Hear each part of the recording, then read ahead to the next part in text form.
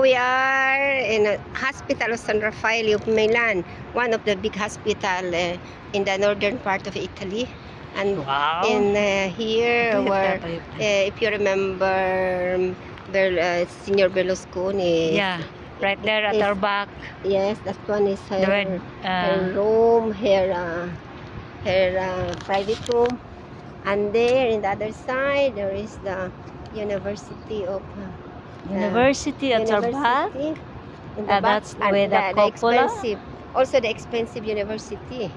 Yeah, Beside that's the makita ta all. University of Católica, this is one also the most expensive and famous for doctorate medicines. For medicines. Medicines, For, medicine students of studies. medicines everywhere,